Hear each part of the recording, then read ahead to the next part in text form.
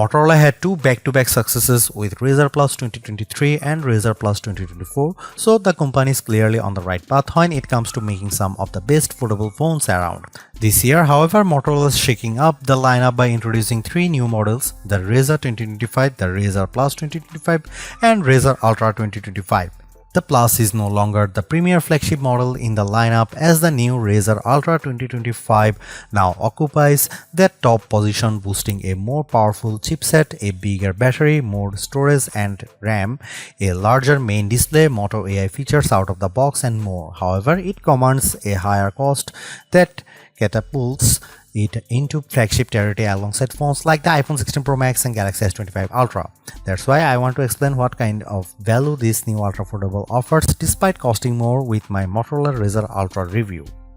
With the new moniker, it's no surprise that the Ultra ups the ante with its higher $1,299 starting cost. That's a premium $300 over the Razr Plus 2024 and puts the Razr Ultra firmly into the flagship phone category.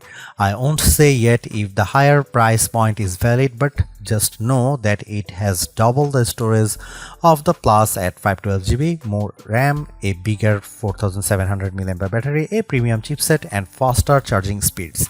Additionally, it's really nice that you have more color options to choose from this time. You get a choice between Pantone Rio Red, Pantone Mountain Trail, Pantone Cabaret, and Pantone Scarab. I have got the latter, which features a suede-like Alcantara finish. While some would argue this is the most premium option of the bunch, I prefer the Pantone Mountain Trail version with its wooden finish. Motorola hasn't made any drastic changes with the design of the Razr Ultra 2025 since it bears many of the same design aesthetics as last year's Razr Plus 2024. For a flip-style phone, it's still a charming design with its thin construction, although it's a touch thicker, wider, and heavier than its sibling in the Razr Plus 2025. The hinge, though, feels more substantial because it's reinforced with titanium.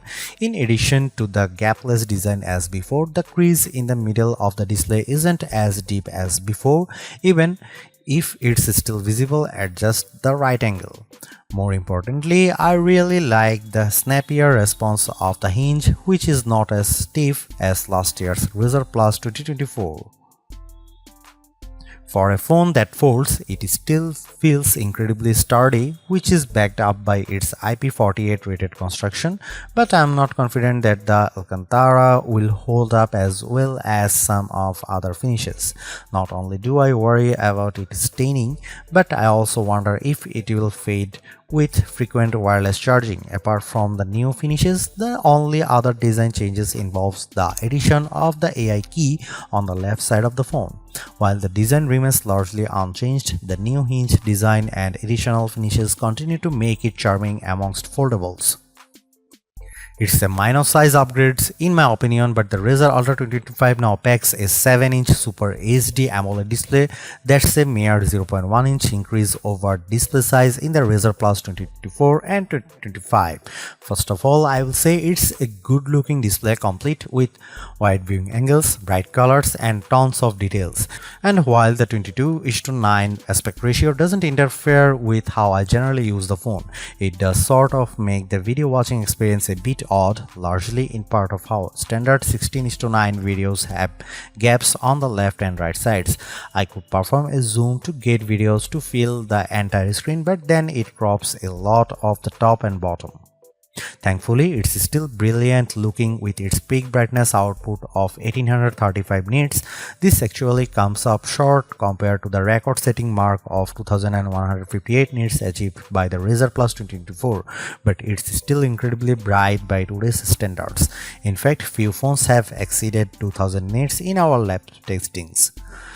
On the outside, it will feature 4.0-inch POLED display with a resolution of 1272 by 1080 pixels. It's sharp and detailed and allowed me to better use the phone one-handed due to how it can run any app in full screen mode. I really love this, even though the camera lens can sometimes cover up parts of an app I need to access.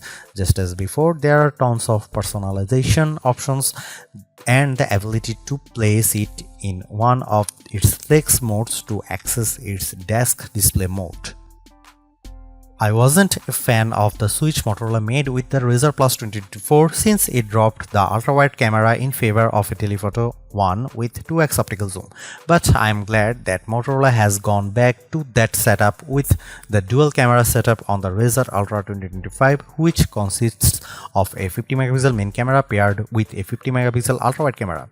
Flip phones such as this are meant for vlogging, so ultra-wide cameras are valued for this exact reason when it's paired with the outer screen for recording video. While there is an upgraded 50 megapixel selfie camera embedded into the main display, I still love being able to use the better rear cameras paired with the outer screen.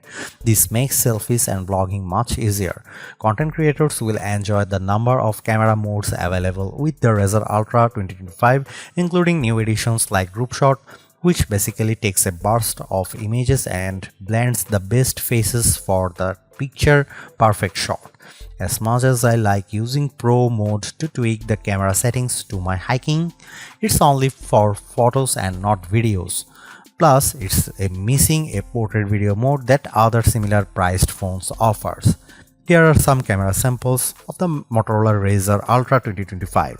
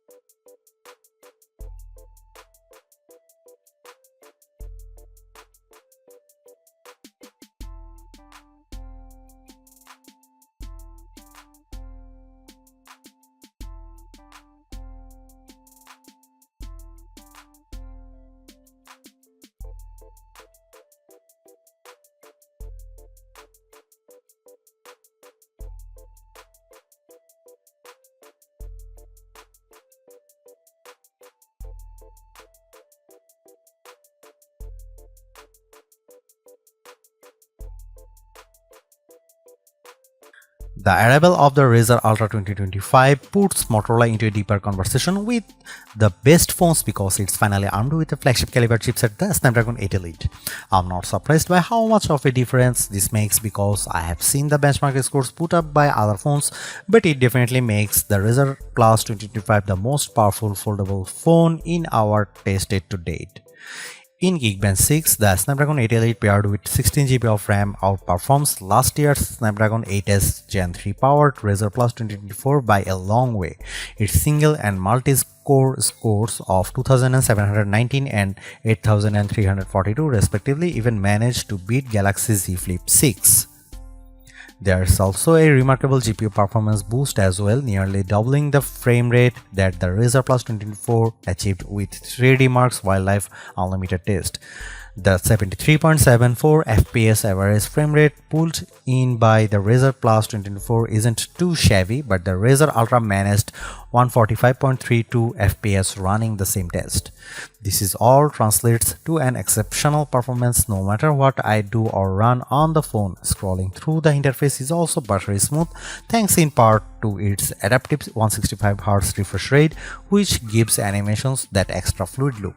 Games run really well too, including when I play them in full screen mode with the outer screen. All of this just shows how much of a leap it is over last year's Razr Plus 2024.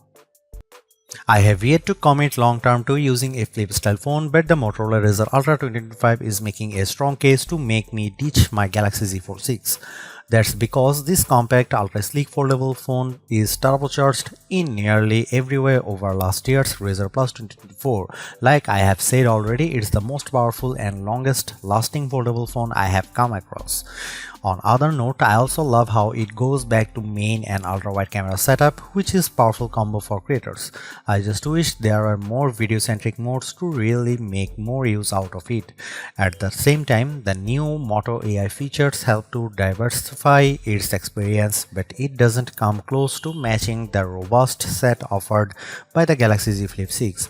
There's definitely still a lot more that Motorola could do to bring it to the same level, but it's not here in the current iteration.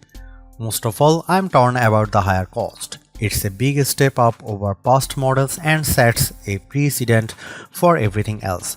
Price increases are inevitable, but this is just a bigger jump than what I anticipate shelling out for a flip style phone. It's not perfect, but the Razr Ultra 2025 is steering in the correct direction by entering the AI conversation, all while making marked improvements just above everywhere.